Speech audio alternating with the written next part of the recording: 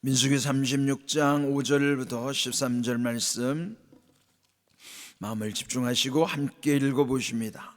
모세가 여호와의 말씀으로 이스라엘 자손에게 명령하여 이르되 요셉 자손 지파의 말이 옳도다. 슬로브앗의 딸들에게 대한 여호와의 명령이 이러하니라. 이르시되 슬로브앗의 딸들은 마음대로 시집가려니와 오직 그 조상 지파의 종족에게로만 시집갈지니 그리하면 이스라엘 자손의 기업이 이 지파에서 저 지파로 옮기지 않고 이스라엘 자손이 다 각기 조상 지파의 기업을 지킬 것이니라 하셨나니 이스라엘 자손의 지파 중 그 기업을 이은 딸들은 모두 자기 조상 지파의 종족되는 사람의 아내가 될 것이라. 그리하면 이스라엘 자손이 각기 조상의 기업을 보존하게 되어 그 기업이 이 지파에서 저 지파로 옮기게 하지 아니하고 이스라엘 자손 지파가 각각 자기 기업을 지키리라. 슬로브앗의 딸들이 여호와께서 모세에게 명령하신 대로 행하니라. 슬로브앗의 딸 말라와 디르사와 호글라와 밀가와 노아가 다 그들의 숙부의 아들들의 아내가 되니라. 그들이 요셉의 아들 므낫세 자손의 종족 사람의 아내가 되었으므로 그들의 종족 지파에 그들의 기업이 남아 있었더라. 이는 여리고 맞은편 요단가 모압 평지에서 여호와께서 모세를 통하여 이스라엘 자손에게 명령하신 계명과 규례니라. 아멘. 민수기 전체 36장 그간에 묵상하면서 이 특별히 민수기의 주제는 광야에서의 있었던 다양한 사건들, 이 말씀 가운데 기록이 된 것이죠. 또 민수라는 뜻은 백성의 수를 세웠다. 그래서 여기 주제는 주로 1장과 26장에서 두 번 시행되었던 인구조사에 초점을 맞추고 있는 것입니다. 인구조사를 민수, 즉 민수기로 이렇게 기록을 해놓은 것입니다. 그 주제는 광야에서라고 할 수 있죠. 또 우리 인생도 광야에 비유할 수 있기 때문에 우리 인생의 광야에서 일어나는 여러 가지 일들에 대한 지혜를 얻을 수 있는 책이 또한 민수기이기도 합니다. 이 끝부분에 보면은 오늘 제목을 계명과 규례 그렇게 정했어요. 그 까닭은 이 마지막 13절 끝에 결론은 이 모든 기록은 결국 모압 평지 요단 맞은편에 있는 모압 평지에서 여호와께서 모세를 통하여 이스라엘 자손에게 명령하신 계명과 규례라 이렇게 결론을 내리고 있습니다. 자, 그렇다면은 중요한 것은 하나님의 명령이겠죠. 그 명령 속에는 이 계명과 규례가 있어요. 그런데 이 뜻을 잘 아셔야 되잖아요. 계명이라고 하는 건 하나님이 주시는 것이 계명, 즉 명령이요 법인 것이에요. 그래서 거긴 반드시 순종을 해야만 하는 것이죠. 또 이 민수기 기록 중에서 오늘 읽은 5절에 여호와의 말씀으로 이렇게 한 것처럼 이 민수기에 제일 많이 언급되는 부분은 하나님께서 모세에게 이렇게 명령하셨다 하는 내용이에요. 그리고 모세는 그 말씀을 이렇게 전했다, 순종했다 하는 그런 표현들로 계속 이어진 것이죠. 자, 그러므로 계명이라는 것은 하나님께서 모세에게 명령하신 것을 그것은 반드시 지켜야만 하는 법이죠. 그게 계명이에요. 그렇다면 규례라는 건 뭘까요?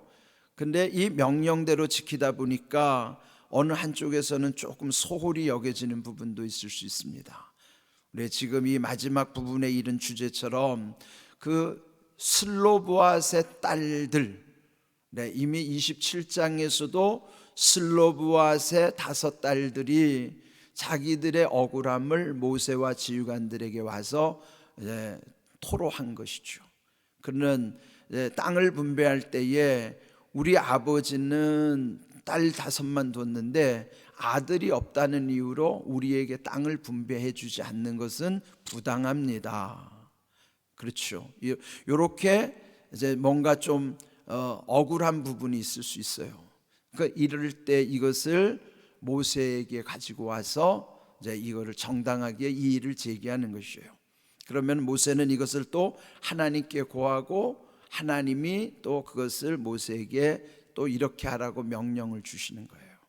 그러면 규례라는 게 뭘까요?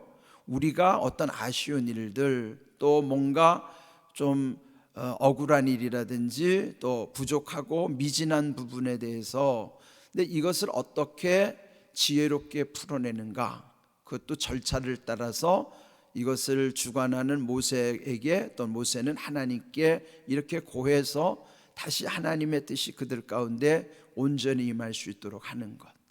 그러므로 계명은 하나님이 주시는 명령이고, 규례는 우리가 필요에 의해서 절차를 따라 하나님께로 향하여 하나님께서 그 모든 것을 부족한 것을 채워주시는 것이 규례예요. 법에서도 보면은 법은 반드시 지켜야 되는데 법에 담지 못하는 것을 대법원에서 판정해서 남겨놓은 걸 판례라고 그러잖아요. 그럼 판례도 그 법을 따라가야 되는 거예요. 그래서 이런 모든 것이 계명과 규례 가운데 하나님의 뜻이 온전히 이루어지는 것이죠. 근데 교회도 마찬가지예요. 우리가 지내다 보면은 뭔가 좀 부족한 부분이 있을 수 있죠. 또 이렇게 하면 더 좋겠다고 하는 여론이 있어요. 그를 잘 반영해서 이것이 과연 하나님의 뜻인가를 서로 묻고 하나님께 기도하는 가운데 이렇게 하는 게 좋겠습니다, 그렇게 결정하면은 그게 하나의 관례가 되는 거예요. 그는 모두에게 유익한 것이죠. 네, 이번에 우리 성은이가 성경 골든벨 전국대회에서 입상을 한 것, 저는 생각을 못했는데 주변에서 그러는 거예요. 이렇게 좋은 일을 현수막을 좀 달면 좋겠다. 그래서 제가 여러 사람들에게 그런 요청을 받고, 또 제가 몇 분들에게 여쭤봤어요. 그거 좋겠습니다. 그러면 다 좋은 거죠. 그래서 현수막을 걸게 된 거예요. 근데 이렇게 뭔가 반드시 해야 된다는 법은 없습니다. 그러나 이렇게 하는 게 좋겠다고 우리가 동의하고 이렇게 만들면 이게 하나의, 여기 성경의 용어로 보면 규례가 되는 거예요. 무슨 뜻인지 알죠? 법에 담지 못하는 것을 잘 또 이렇게 보완을 하는 것이 규례라 하는 거예요. 자, 이걸 왜 제가 자세하게 설명드리냐면 뜻을 알아야 돼요. 이게 도대체 계명과 규례라는 말을 왜 여기 적어놨는가? 계명은 하나님이 직접적으로 명령하셨지만 그 중에 또 뭔가 미진한 게 있으면 역으로 절차를 밟아서 하나님께 고하고, 그런 모든 것이 하나님의 은혜 가운데서 이루어지게 하시는 것이다 하는 거예요. 그래서 우리 하나님 앞에서 말씀은 계명이죠. 그러나 말씀대로 또 우리가 생각하지 못하는 이런 지금 예를 들은 것처럼 그런 거를 미진한 걸 보완할 수 있는 것은 규례로 또 만들 수가 있는 것이에요. 자, 이렇게 이제 먼저 이해하면, 자, 오늘 이 말씀을 잘 보세요. 5절. 자, 이렇게 하나님께 말씀드리고 나서 결국은 그 명령하여 이르되 요셉 자손 지파의 말이 옳도다. 여기 요셉 지파에서 이 일을 제기했던 것은, 이 슬로브앗의 딸들에게 땅을 분배해 주면 결국 그 딸들이 시집을 가면 그들의 몫은, 만약 다른 지파로 시집을 간다면 그 땅이 다른 지파로 넘어갈 것 아닌가. 그러면은 그들 므낫세 지파에 분배받은 땅이 손실되는 거죠. 줄어드는 것이죠. 그렇게 보면은 그들 지파로서는 정당한 이의제기예요. 그래서 여기에 이제 모세가 하나님께 구한 다음에 그 요셉의 자손 지파의 말이 옳도다 이렇게 판정한 거예요. 이게 규례가 되는 거죠. 근데 이 말씀은 27장에 처음에 슬로브앗의 5딸들이 자기들의 땅 분배를 주장했을 때도 똑같이 하나님께 고한 다음에 하나님께서 모세를 통해서 그 딸들의 요구가 옳도다, 정당하도다 그렇게 말씀하셨어요. 그러니까 그 딸들의 요구나 그 요셉 지파, 특별히 그 므낫세 지파의 요구가 정당하기 때문에 둘 다 하나님이 그를 받아주시는 거예요. 이것은 우리가 하나님께 기도해야 될 이유이기도 한 것이죠. 지난 시간에 말씀드린 것처럼 그저 우리가 그냥 사사롭게 처리하지 말고 공적으로 이런 모든 일이 아름답게 이루어질 수 있도록, 이걸 사사롭게 여기면은 원망과 시비가 되는 거예요. 그런데 이것을 공적으로, 또 부당한 것은 정당하도록, 그리고 하나님이 우리에게 은혜를 더해 주실 수 있도록 이렇게 기도해서 은혜 가운데 풀어내는 것, 이것이 귀한 일이죠. 그래서 교회는 질서가 있어야 되는데 하나님은 질서의 하나님이신 거예요. 이런 모든 것이 어떻게 이루어지는가를 먼저 우리는 여기를 이 말씀 속에서 깨닫는 것이죠. 자, 그래서 6절 슬로보앗의 딸들에게 또 명령하는 것입니다.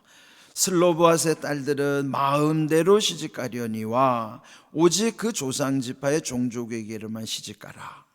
자, 그 땅과 관련됐기 때문에 이제 경계를 정하는 거예요.